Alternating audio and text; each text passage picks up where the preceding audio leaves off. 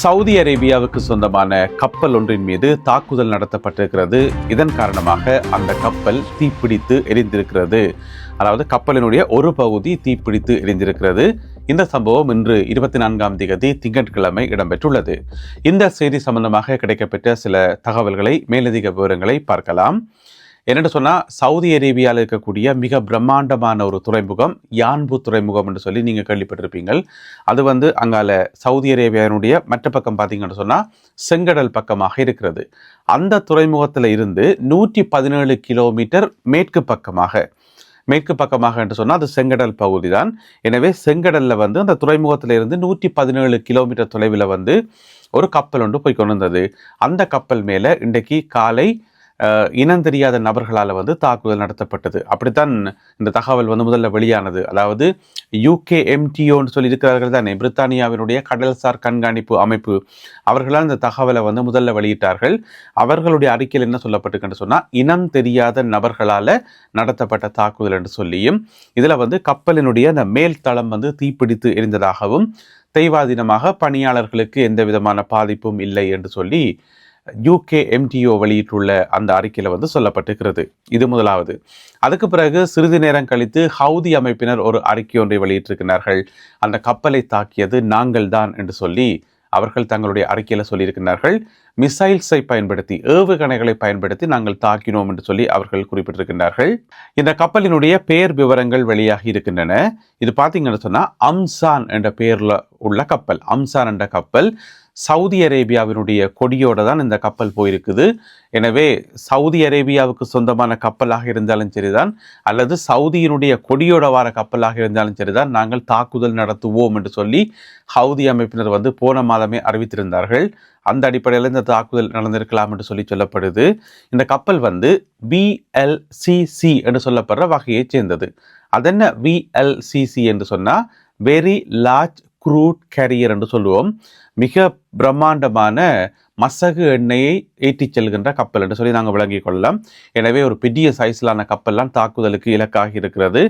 Saudi அரேபிய அரசாங்கம் இது சம்பந்தமாக உடனடியாக எந்த ஒரு அறிக்கையும் வெளியிடப்படவில்லை.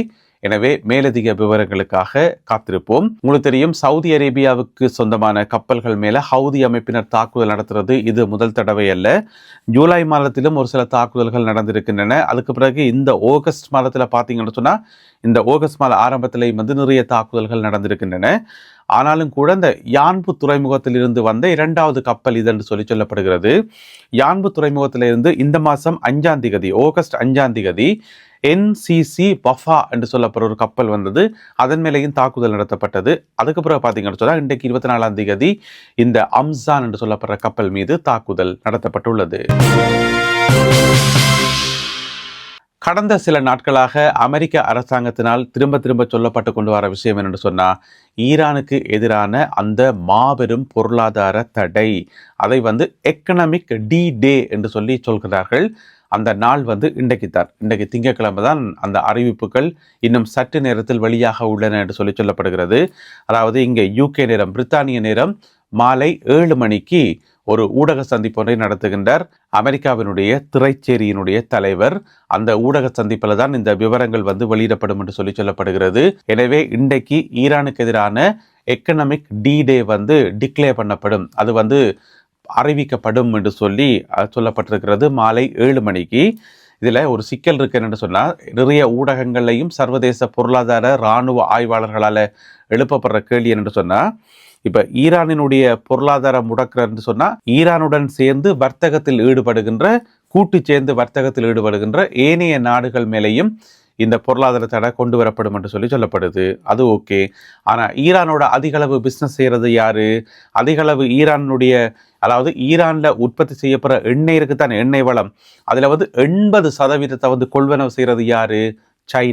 சீனா தான் அதில் கொள்வனவு செய்யுது.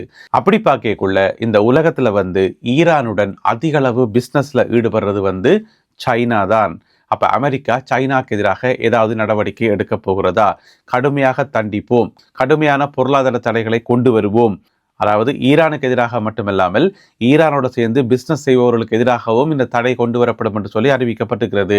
அப்படியானால் சைனாவுக்கு எதிரான நேரடியாகவோ அல்லது மறைமுகமாகவோ ஒரு பொருளாதார யுத்தம் ஒன்றை டிக்ளேர் பண்ணுகிறதா, பிரகடனப்படுத்துகிறதா அமெரிக்கான்ற ஒரு கேள்வி இருக்குதானே. எனவே இன்றைக்கு மாலை திரைச்சேரி தலைவர் சொல்லேக்குள்ள அவருடைய உரையில சைனான்ற பேர் நேரடியாக குறிப்பிடப்படுமா அல்லது மறைமுகமாக அந்த அழுத்தம் கொடுக்கப்படுமான்றதையும் உலகம் உற்று நோக்கி கொண்டிருக்கிறது என்று சொல்லப்படுகிறது. மிக முக்கியமாக சைனால இது கூர்ந்து கவனிக்கப்படுவதாக சொல்லப்படுகிறது.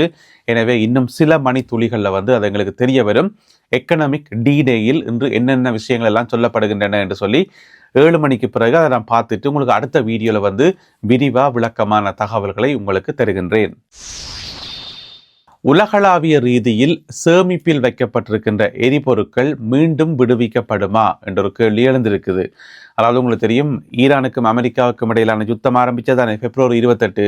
அதுக்கு பிறகு கடுமையான எரிபொருள் நெருக்கடி உலகளாவிய ரீதியில் ஏற்பட்டது. அதுக்கு பிறகு IEA என்று சொல்லப்படுகின்ற சர்வதேச ஆற்றல் நிறுவனம், இன்டர்நேஷனல் எனர்ஜி ஏஜென்சி, அவர்கள் பொறுப்பு உலகளாவிய ரீதியில் எண்ணெய்க்கு அவை என்ன தெரிவிக்கணும், தங்களோட ரிசர்வில் இருந்த 400 மில்லியன் பேரல் எரிபொருளை விடுவித்தார்கள். அப்போ அந்த 400 மில்லியன் பேரல்ஸும் விடுவிக்கப்பட்ட பிறகு ஓரளவு பேலன்ஸாக இருந்த வைங்களன், எரிபொருட்களோட விலைகள் ஓரளவு குறைஞ்சு வைங்களன். அப்போ அப்படி இருக்கும்போது இப்போ மறுபடியும் எரிபொருட்களுக்கான விலைகள் அதிகரிச்சு கொண்டு போகுது. ஹோர்முஸ் நீரிணையில பிரச்சனை, இன்னும் மத்திய கிழக்கில் பதட்டம் இருக்குது. ஈரானுக்கும் அமெரிக்காவுக்கும் பேச்சுவார்த்தை நடக்குமா நடக்காதாண்டே தெரியாமல் இருக்குது.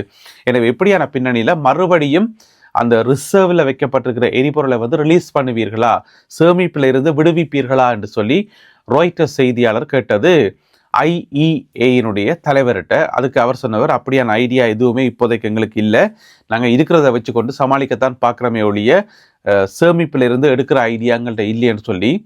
அப்போ எங்களுக்கு ஒரு டவுட் வரும் தானே, அப்போ என்ன சேமிப்பில் பெருசாக இல்லை போலடக்கு, போதிய அளவு எண்ணெய் இல்லை போலடக்கு, இவ்வளோ ஒரு நெருக்கடியான சூழலையே எடுக்காட்டி வெளியில் பிறகு எடுக்கிறது, இனியே எந்த சந்தர்ப்பத்தில் எடுக்கிறேன்னு சொல்லி கேள்வி வரும் தானே.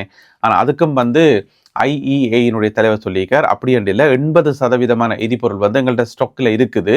ஆனால் இப்போ இந்த சிச்சுவேஷனை சமாளிக்க முடியுமான்னு சொல்லி நாங்கள் பார்க்குறோம், மேக்சிமம் சமாளிக்கிறதுக்கு ட்ரை பண்ணுறோம். அதனால் இப்போதைக்கு 2வது கட்ட விடுவிப்புக்கான சாத்தியங்கள் இல்லை என்று சொல்லி அவர் சொல்லியுள்ளார். ஈரான் மீது அமெரிக்கா பொருளாதார தடைகளை விதிக்கப் போகிறது என்று சொல்லி அந்த அறிவிப்பு வந்த பிறகு, இன்றைக்கு அந்த நாள் வந்த பிறகு இன்னும் சில மணி நேரங்கள் தானே இப்படியான ஒரு அறிவிப்பு, இப்படியான ஒரு பதட்டமான சூழ்நிலை கட்டாயம் பங்கு சந்தையில் ஒரு மாற்றத்தை கொண்டு வரும்ன்றது எங்கள் எல்லாருக்குமே தெரியும். பங்குச்சந்தை, அதுக்கு பிறகு நாணய மாற்று விகிதம் இருக்குதானே, அது எல்லாமே பெரிய ஒரு ஏற்ற இறக்கத்தை காண்பிக்கும். சாதாரண ஏற்ற இறக்கம் இல்லை, பெரிய அளவு ஏற்ற இறக்கத்தை காண்பிக்கும். என்று சொன்னால் வரப்போகிற அறிவிப்பு மிக முக்கியமான அறிவிப்பு. அந்த அடிப்படையில் பார்த்தீங்கன்னு சொன்னால் இன்றைக்கு மத்தியானத்துக்கு பிறகு ஈரானிய ரியால் இருக்குதானே, ஈரானிய பணம், அதனுடைய பெறுமதி மிக மிக அதல பாதாளத்தில் போய் விழுந்திருக்கு என்று சொல்லப்படுது. எப்படி என்று சொன்னால் $1, $1 அமெரிக்க டாலர்ஸினுடைய ஈரானிய பெறுமதி 2 மில்லியன் என்று சொன்னால் 20 லட்சம், 2 மில்லியன் 20,000 ரியால், ஈரானிய ரியால் என்று சொல்லப்படுகிறது. எனவே $1 அமெரிக்க டாலருக்கு கிட்டத்தட்ட 20 லட்சத்துக்கும் அதிகமான பெறுமதி ஈரானியனுடைய ரியால். எனவே அது ஒரு மிகப்பெரிய வீழ்ச்சி தானே. எனவே இன்றைக்கு திங்கட்கிழமை மதியமளவில் இந்த வீழ்ச்சி ஏற்பட்டதாக சொல்லப்படுகிறது. ஈரானினுடைய வெளிவிவகாரத்துறை சொல்லியிருக்கிறேன் என்று சொன்னால் இது தற்காலிகமானது தான், சமாளிக்கக்கூடியதான். எனவே யாரும் பனிக்காக வேண்டாம், பதற்றமாக வேண்டாம். ஈரானினுடைய வெளியுறவுத்துறை அமைச்சு அறிக்கை வெளியிட்டிருக்கிறது. அவர்கள் ஈரானினுடைய மத்திய வங்கியை மேற்கோள் காட்டி, மத்திய வங்கி சொன்னது என்று சொல்லி மத்திய வங்கியை மேற்கோள் காட்டி இந்த அறிக்கையை வெளியிட்டுள்ளார்கள்.